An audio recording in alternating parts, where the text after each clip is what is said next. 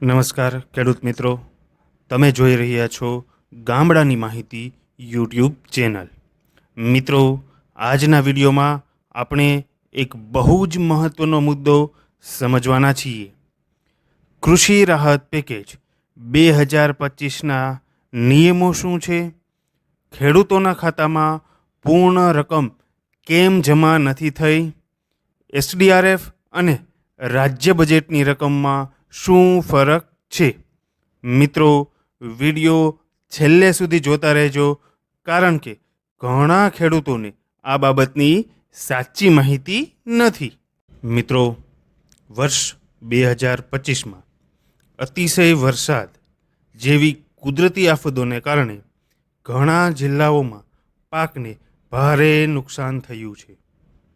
જ્યારે સરકારે એના માટે કૃષિ રાહત પેકેજ 2025 જાહેર કર્યું છે, જેમાં ખેડૂતોને 1 હેક્ટર મુજબ 22,000, મહત્તમ 2 હેક્ટર સુધી એટલે કે મહત્તમ 44,000 રૂપિયા સુધીની સહાય સરકારે જાહેર કરી છે. પરંતુ અત્યારે ઘણા બધા ખેડૂતોની ફરિયાદ કરે છે કે મારા ખાતામાં પૂરતા પૈસા જમા થયા નથી. તો મિત્રો, ચાલો હવે તેનું સાચું કારણ સમજીએ. મિત્રો, હું તમને અત્યારે જે માહિતી આપી રહ્યો છું તે સરકારી પરિપત્ર અને દસ્તાવેજ પર આધારિત છે. મિત્રો, અહીં સરકારી રાહતને મુખ્ય 2 ભાગમાં વહેંચવામાં આવે છે. પહેલું રાજ્ય બજેટનો હિસ્સો, બીજું એસડીઆરએફનો હિસ્સો. એસડીઆરએફ એટલે કે સ્ટેટ ડિઝાસ્ટર રિસ્પોન્સ ફંડ. તો મિત્રો, હાલ શું જમા થયું છે? મિત્રો, અત્યારે જે ખેડૂતોના ખાતામાં માત્ર રાજ્ય બજેટનો હિસ્સો જ જમા થયો છે, તે પણ નિયમ મુજબ હેક્ટર પ્રમાણે અને મહત્તમ 2 હેક્ટર સુધી જ જમા થયો છે. તો એસડીઆરએફનો હિસ્સો કેમ બાકી છે? સૌથી મહત્વનો મુદ્દો આ છે મિત્રો કે એસડીઆરએફના હિસ્સાની રકમ હજી જમા થવાની છે. મિત્રો, એસડીઆરએફ એટલે કે કેન્દ્ર અને રાજ્ય સરકાર દ્વારા અપાતી કુદરતી આપત્તિ માટેની એક વિશેષ રાહત સહાય.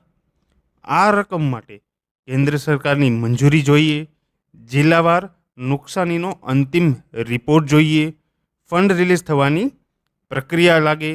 આ બધું થવામાં મિત્રો થોડો સમય લાગે છે. એટલે કે એસડીઆરએફની રકમ બંધ નથી થઈ ગઈ, કાપી પણ લેવાય નથી, પરંતુ હજી પ્રક્રિયામાં છે. ચાલો એક ઉદાહરણ દ્વારા સમજીએ. પહેલું ઉદાહરણ, ધારો કે તમે બિન પિયત પાકનું 2 હેક્ટર અથવા 2 હેક્ટરથી વધુનું વાવેતર કરેલું છે.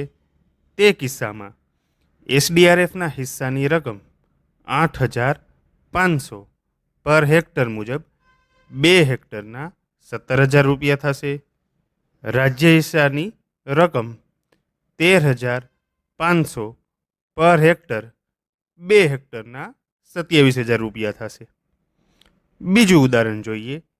ધારો કે તમે પિયત પાકનું 2 હેક્ટર કે તેથી વધારાનું વાવેતર કરેલું છે, ત્યારે એસડીઆરએફનો હિસ્સો 17,000 પર હેક્ટર 2 હેક્ટરના 34,000 રૂપિયા, રાજ્ય સરકારનો હિસ્સો 5 હેક્ટર 5,000 રૂપિયા પર હેક્ટર 2 હેક્ટરના 10,000 રૂપિયા. આમ મિત્રો, ઘણા બધા ખેડૂતોને કાં તો માત્ર 10,000 રૂપિયા જમા થયા હશે પિયત પાકમાં, કાં તો ખાલી 27,000 રૂપિયા બિન પિયત પાકમાં જમા થયા હશે. આમ માત્ર રાજ્ય બજેટનો હિસ્સો ખાતામાં જમા થયેલ હશે, જ્યારે બાકીનો હિસ્સો એટલે કે એસડીઆરએફનો હિસ્સો ટૂંક સમયમાં ખાતામાં જમા થશે. ખેડૂતો માટે એક મહત્ત્વની સૂચના.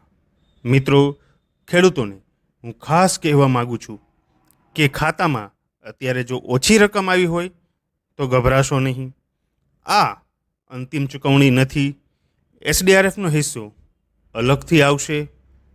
અને તલાટીશ્રી કે ગ્રામસેવકશ્રી પાસે ખોટી માહિતી ફેલાવશો નહીં. જો તમને આ વિડીયો ઉપયોગી લાગ્યો હોય તો આ વિડીયોને લાઈક કરો, ચેનલને સબસ્ક્રાઈબ કરો અને આ વિડીયો બીજા ખેડૂતો સુધી શેર કરો. કારણ કે સાચી માહિતી ગામડે સુધી પહોંચવી એ ખૂબ જ જરૂરી છે. હું ફરી મળીશ આવી જ નવી અને ઉપયોગી માહિતી સાથે ગામડાની માહિતી ચેનલ પર.